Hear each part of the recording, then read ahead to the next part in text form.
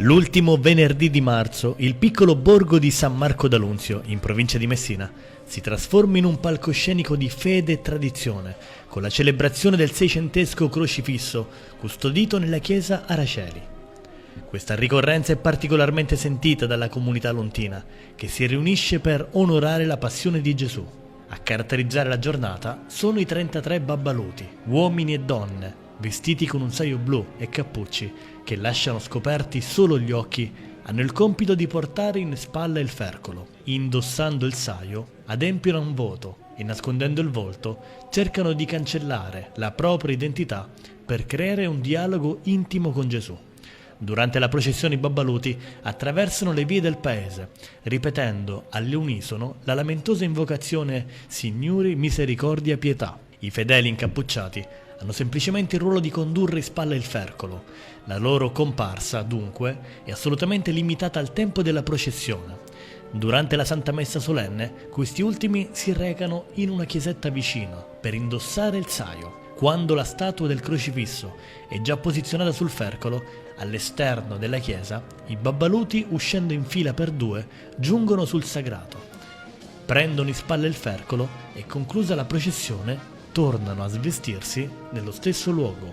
I babbaluti si schierano ai lati della vara e con delle lunghe aste di legno sorreggono il crocifisso e il quadro, mentre uno di loro, il capo, cammina all'indietro, rivolgendo sempre lo sguardo verso il crocifisso. Tutti insieme ripetono all'unisono per ore la frase «Signori, misericordia, pietà».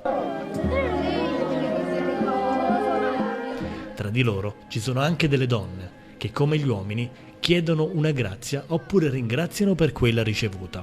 Le celebrazioni iniziano alle ore 9 con la Santa Messa, seguita dalla coroncina contemplante le 5 piaghe del corpo di Gesù. Alle 11 la Santa Messa solenne dà il via ad una breve processione del Corpus Domini, che si snoda lungo il perimetro esterno della chiesa. Dopo aver riposto l'Eucaristia nel tabernacolo, si procede alla deposizione della statua di Gesù crocifisso e della tela della Vergine dei Sette Dolori. La croce, sostenuta da decine di mani protese, attraversa le navate laterali della chiesa fino a giungere sul sagrato, dove viene sistemata sul fercolo e consegnata ai babbaluti. Nel pomeriggio alle 16 il popolo si riunisce per contemplare le 14 stazioni della Via Crucis. Al termine di questo pio esercizio, la statua del crocifisso e il quadro della Madonna vengono posti nel sepolcro, un grande mausoleo adornato con drappi rossi e gialli, illuminato da centinaia di candele. Questo sepolcro, realizzato ogni anno per l'occasione, accoglie Gesù e sua madre fino al giorno successivo. La giornata si conclude con un momento di preghiera durante il quale si ascolta la parola di Dio, si recitano i salmi e si canta l'inno alla croce ai piedi del sepolcro. Il giorno seguente è dedicato alla giornata della sofferenza, con una santa messa per ammalati e diversamente abili. Al termine della celebrazione, Gesù e la Madonna vengono riportati nella cappella dove sono normalmente custoditi, ma non prima che il crocifisso scenda ad abbracciare i più bisognosi. La sontuosa scultura lignea di Gesù in croce, realizzata da Scipione Livolsi nel 1652, vanta uno straordinario vigore espressivo. Sulla statua si tramanda una leggenda.